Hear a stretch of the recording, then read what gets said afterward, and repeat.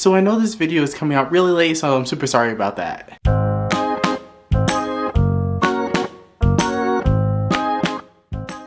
Hey guys, it is Charles. Welcome back to my channel. This is Charles from the channel Books on Stereo. I really kind of messed up that intro, but we're just going to keep on going with it.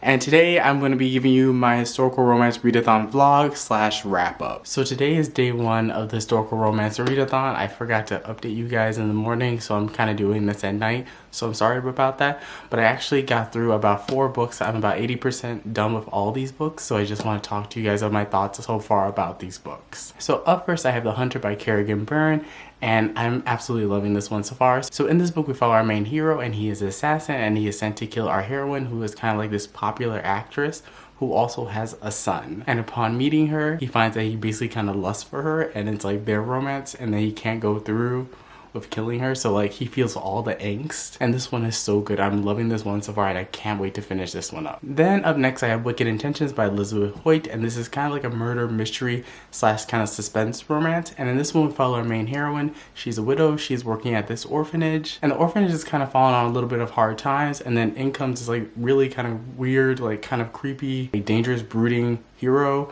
who kind of barges into her room and basically offers her a bargain that she cannot resist. He basically says like, I will give you all the money you need to keep your orphanage afloat, but in exchange I ask that you kind of help me on my own investigation through like kind of like, I guess you can say like kind of like the seedy areas of London. And because our heroine wants to do anything that she can to help save the orphanage, of course she agrees to his offer, and then sparks fly in between these two characters. And I'm absolutely loving this book as well. This one is so good. I can see why you guys have been loving and kind of like telling me to read Elizabeth Hoyt for a while, because this is absolutely fantastic, and I can't wait to finish this one up. Then up next I have When a Scot Ties a Knot by Tessa Dare, and this is a 3rd book in the Castle Ever After trilogy. And this book we follow our main heroine. She kind of makes up this fake fiance that has gone off to war, and in order to kind of keep with the ruse, she writes this like fake fiance a bunch of letters. She even goes through the whole bereavement process. She basically does this in an attempt to kind of not embarrass herself during her own season and basically be able to pursue her own career as an artist. And these plans are kind of thrown out the window when that said fake fiance shows up on her doorstep asking for her hand in marriage. And so yeah, so far, not my favorite Tessa Dare book. I think The Duchess Deal and then Romancing the Duke are my 2 favorite Tessa Dare books of all time, but this one is still really cute, really charming, and the humor is still there. It's just that the story and the characters are not quite clicking with me in this one, but it's still really good. And then finally I have A Cowboy to Remember by Rebecca Witherspoon, and this is book 1 in the Cowboys of California series. And this one we follow our main heroine. She's a chef on a popular cooking show, and at a party for this cooking show she suffers an accident and basically develops retrograde amnesia. So the doctors think that it'll be best for her to go back to her hometown, and then she kind of runs into her old flame. And so basically our story goes on from there. Our hero is a cowboy, and this is basically a second chance romance. And if you like amnesia tropes, this one has this trope. And so far I find the plotting of this book to be quite uneven. It takes quite a bit of time for the plot to really move, and it feels more character driven than I care for. Because at least the characters to me are not 100% all that interesting. They have their great moments, but they're not enough to really carry this novel. And the romance to me is taking a little bit too long to develop, and this I would say is 100% a slow burn romance, which is not necessarily a bad thing, but because I feel like the plot is dragging and the characters are a little bit lackluster, it's making this reading experience a little bit lackluster overall. So the way I'm kind of tackling this readathon, I know I have a lot of books on my TBR, so I kind of will be going in order of like where I got the audiobooks from. So I got some audiobooks from my library through the Libby app, and then I have a couple from Hoopla, and then I have a couple I bought through Lebo FM. And I think I'm just kind of go through these different platforms and finish all the books I have on one platform before jumping to another one. So I'm not necessarily going with the shorter books first. I'm just kind of reading all the audiobooks that I have for that one particular platform. So that way, by hopefully once I get to like my Libro FM audiobooks, it shouldn't be too bad, because I think I only like actually purchased like 2 audiobooks on my own. And so yeah, so far everything is going really good with this readathon. I'm really happy with some of my picks, and I will update you tomorrow. So I'm back with another update. So the 4 books that I mentioned in the previous clip, I actually finished, so let's talk about these books. Up first I have A Cowboy to Remember by Rebecca Witherspoon, and I give this one a 4 out of 5 stars. I really did enjoy this one. This was a great slow burn with a really satisfying payoff. And the steaminess level was about medium level, but the ending was so good that it made up for the fact that it took us a long time to really develop the romance. The ending was absolute perfection, and I can't wait to read the next book in the series. Then I read When a Scot Ties a Knot by Tessa Dare, and I really did enjoy this one. This is probably the weakest Tessa Dare book that I have read so far from this author. And like Tessa Dare is like very similar to like Lisa Kleypas. Like her worst or like her weakest books are still like at least 4-star reads for me. So I enjoyed this one, but it wasn't anything too special. Up next, I finished Wicked Intentions by Elizabeth Hoyt, and I absolutely love this one. I gave this one a 4.5 out of 5 stars, and I will round that up to 5 out of 5 stars on Goodreads. This was a really great historical romantic suspense novel, and I'm so excited to see where the series goes. And then finally, I finished The Hunter by Kerrigan Byrne, and I absolutely adored this one. I gave this one a 5 out of 5 stars. It was so angsty, so action-packed. I absolutely love this,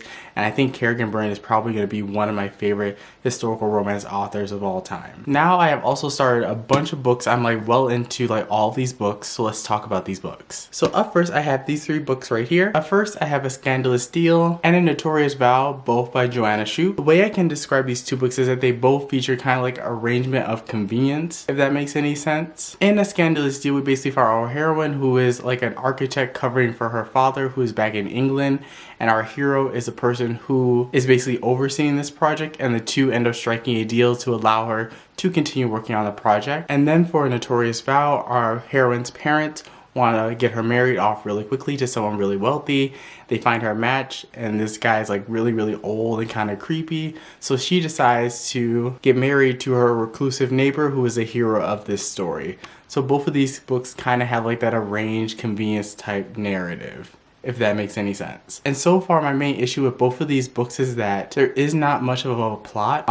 Typically in these 2 books, you have like the first 3 chapters really kind of set up our story and set up our situation of like arranged convenience, and then the rest of the book is just kind of building that relationship, but there aren't too many plot obstacles or really interesting dynamic character growth that really make these books not feel like they're dragging. So it pains me to say this, but I'm really not enjoying these 2 books, and I probably have like less than 50 pages left for each of these books, and they're all pretty meh for me. Then let's talk about my next set of books that I'm currently reading as well. So up first, I have Her Night with a Duke by Diana Quincy, and this essentially follows our heroine. She is a widowed stepmother, and during one of her travels, she meets this very mysterious dude. They hook up, they have a one-night stand, and she returns back home to like help aid her like stepdaughter through her first season, and she finds out that the man that her stepdaughter is betrothed to is the dude that she had the one-night stand with.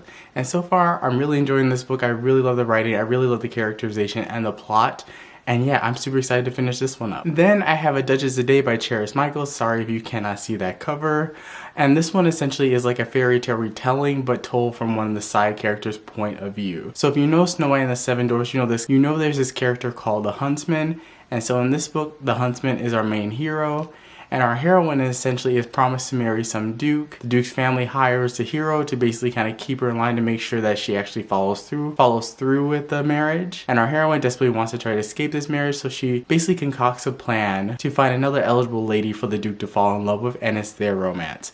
Now, I feel like if you really like Julia Quinn's books, you will absolutely love this one. It feels very much in a similar vein as her books. And so yeah, I'm enjoying it. It's light, it's fun, it's a really quick read, and I really have no qualms about it. Then I have Seduction of a Highland Lass by Maya Banks, and this is book 2, I believe the McCabe trilogy. So in this book, our hero is set to marry a female from a rival clan so they can broker an alliance, and on his way traveling to meet this said bride, he gets attacked, and then our heroine, who is actually a healer in that rival clan, takes him in and helps tend to his wounds.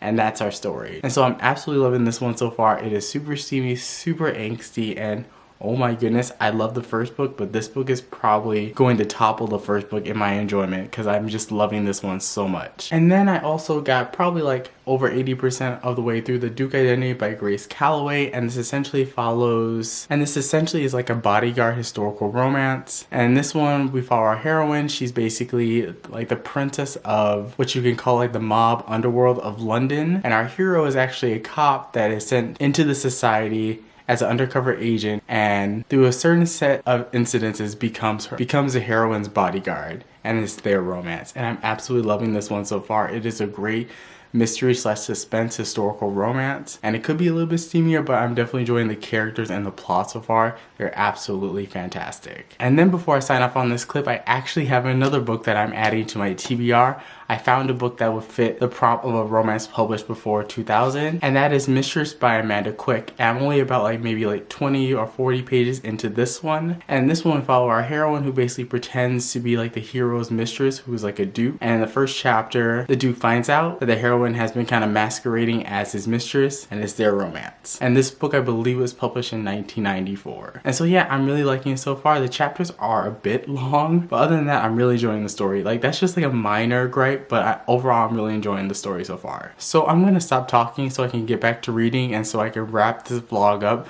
because I have a lot of books that I need to finish and I don't have a lot of time to finish these books. I don't even know what day of the readathon this is, but I need to get these books done. So we are back. It's another day of the readathon, and I actually finished some more books. I finished all the books on my TBR, so let's get into the books. So I finished these 3 books right here. First, I finished A Scandalous Deal by Joanna Shupe, and I gave this one a 3 out of 5 stars. It wasn't my favorite Joanna Shupe book. This one did drag quite a bit in the middle, but the ending was pretty good. That's why I bumped it up from a 2 to a 3 star. Then I read Her Night with a Duke by Diana Quincy, and I gave this one a 5 out of 5 stars. I love this one from beginning to end. The characters, the way the conflict was handled was really well done, and I can't wait to see what's going to be the next book in this series. And then I read A Duchess a Day by Cherish Michaels, and if you love Julia Quinn, you will probably love this one as well. I give this one a 4, I think a 4.5 out of 5 stars, so it's going to be a 5-star read on Goodreads. I really enjoyed it. It really sets up what I'm hoping is going to be a really interesting sequel, and I can't wait to just kind of explore this world even more, because I really enjoy the characters and I really enjoyed the romance in this one. But then I read some more books, so let's talk about these. I read A Notorious Vow by Joanna Shupe, and I give this one a 4 out of 5 stars.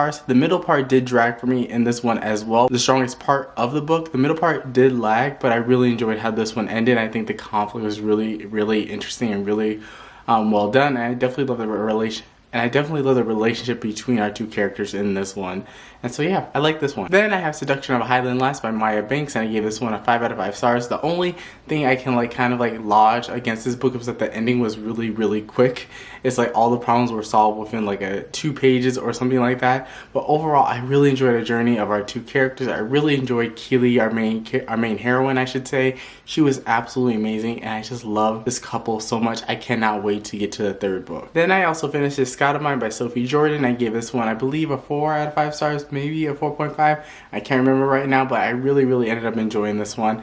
I did think it did lag a little bit in the middle, and it definitely took some time to really kind of get the romance going, kind of get to the level of plotting or characterization that I come to expect from this author. But overall, this was not the best in the series. It's just a decent entry into the series. I think the first 2 books are the best, but this book was just okay, and that's fine. Then I also finished Wicked Deeds on a Winter's Night by Chris Cole. Can't give you my thoughts on this one because you have to go check out the live show, which depending on when this video will be posted, it may have already happened. So I'll link that down below, down in the description box for you guys to check out. And then I finished my final 2 books of this readathon. So you may not be able to see this cover, but this is Mistress by Amanda Quick, and I gave this one, I think, a 4 out of 5 stars. Really did enjoy this one. It's made me a little bit more adventurous in kind of delving into older historicals. And yeah, I really ended up enjoying this one. It's kind of low on the steam level, but I just really enjoyed it for what it was. And yeah, I think I'm definitely going to be diving into some older historicals after reading this one, especially from this author as well. And then finally, I finished The Duke Identity by Grace Calloway. I gave this one a 4 out of 5 stars. Really enjoyed it. It was a really solid romantic suspense historical, and yeah, I just really enjoyed our 2 characters. I really enjoyed the mystery. I did feel like the mystery was resolved a little bit too quickly for my liking, but overall I enjoyed this book. So that is it. That is all the books that I have to talk to you guys about in this readathon vlog, or whatever you want to call it. It's a vlog. So that's all the books I have to talk to you guys about. Thank you guys so much for watching this video. Let me know down in the comment section down below if you have completed all your books on your TBR for the historical romance readathon, and also let me know down in the comment section what were some of your favorite reads from this readathon, and I'll catch you guys with a brand new video. Peace.